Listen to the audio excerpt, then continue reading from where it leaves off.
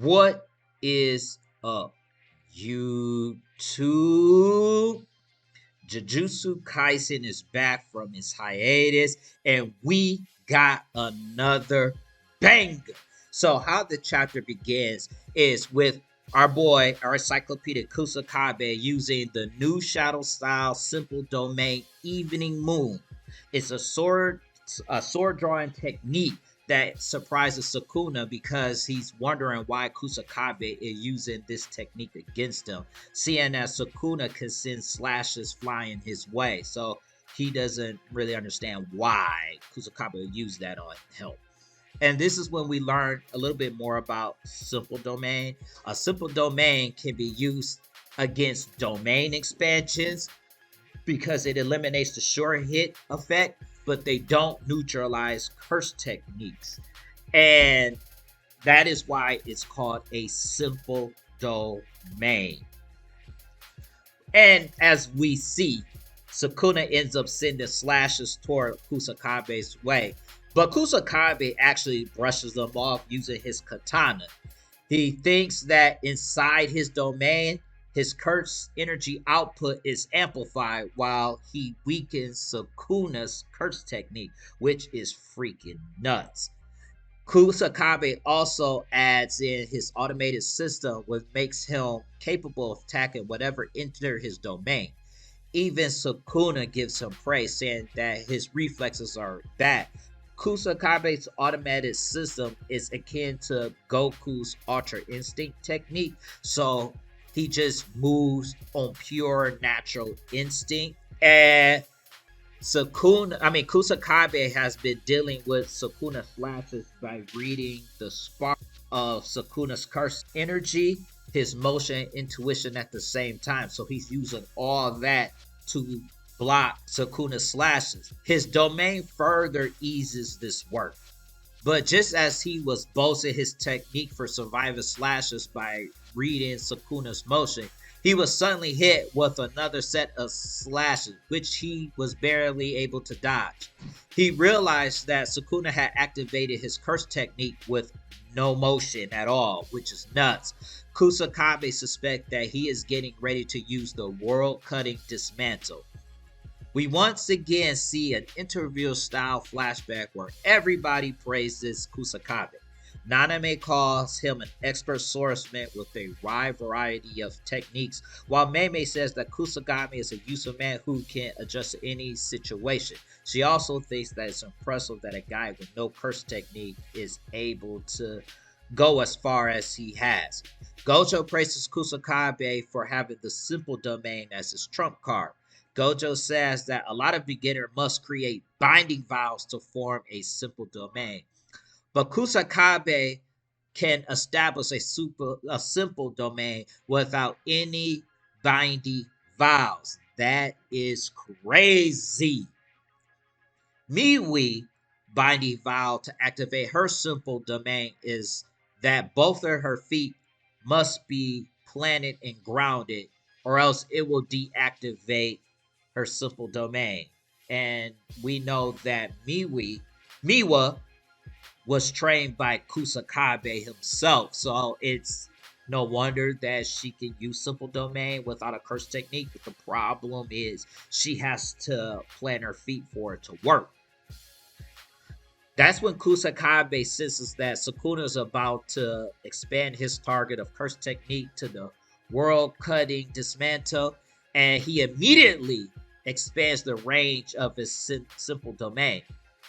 This surprised Sukuna. Meimei says that usually when someone uses a sword drawing technique, they lure their opponents in.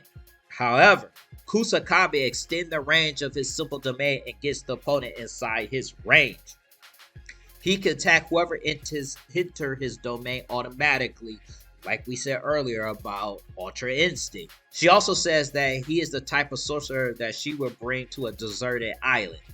This comes Kusakabe attacking Sukuna with a barrage of cuts. Regarding Kusakabe barrage of attacks, Nanami says that he doesn't know anyone who could block them very well, but we know that Satoru Gojo can block them because of his infinity.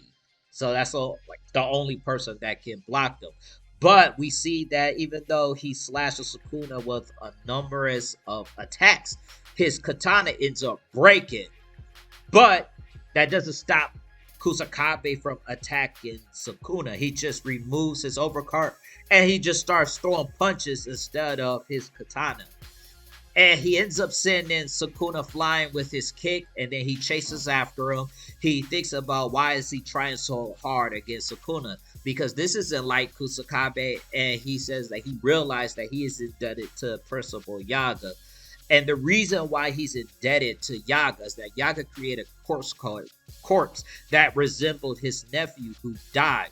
This also helped his sister come for a catatonic state because she could not accept her son's death.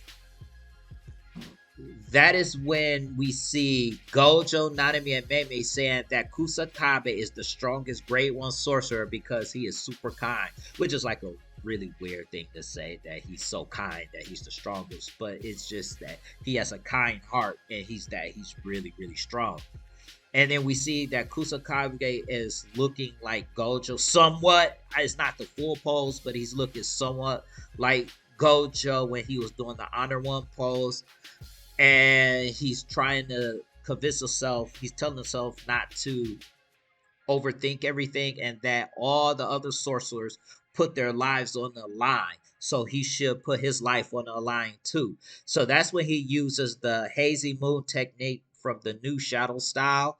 This technique forms an aura that takes the shape of the remaining part of his broken katana. It's almost like reverse curse on innate animate objects instead of human body parts. Kusakabe rushes to Sukuna to attack him, but we kind of seen this story back when Miwi kind of did something similar to Kenjaku, and with 2 fingers, Sukuna blocks it and knew that he was aiming for his soul, and he told him, "You're aiming for my heart because it's already damaged." But he knew this, so he probably should have aimed for the head instead of the heart. And that's what we see in the very next panel. Kusakabe laying on the floor with his chest open, being slashed up. Now, this is when we see Ui Ui immediately arriving to try to save Kusakabe. But Sukuna was hiding and waiting for Ui Ui. And when he sneaks up on him, he says that Ui Ui was starting to get annoying. And so he was getting ready to kill Ui Ui, because if he removes Ui Ui, then he will remove a lot of what the sorcerers can do. And this is where the craziest part happened. Miguel from Jujutsu Kaisen movie 0 comes and saves Ui Ui. Sukuna says that he does not recognize Ui Ui, which, Miguel says, "You must be living on a rock. You Japanese need to get out more or sharpen your senses." And they said Miguel, the guy who fought Satoru Gojo on equal footing, is about to fight Sukuna. Let me tell y'all something right now. Let me tell y'all something. Y'all think this Nigerian man, and I'm only saying he's Nigerian because Japan, from what I know about Japan and researched about Japan, is that they have a high Nigerian population, and we know that Miguel's from Africa. So we're going to say, Nigeria, you think this Nigerian man, this black guy, is about to take out Sukuna? I would not be surprised in 2 hits in one panel, Miguel gets smoked. I would not be surprised, because in any fiction or anything, is a rule of thumb: the black character cannot take on the Eurocentric character or the Asian-centric character. It's just unheard of. If that happens, that goes against all laws of fiction. That a Afrocentric character takes out anything that's not Afrocentric. So we know that he's dead. He's getting smoked.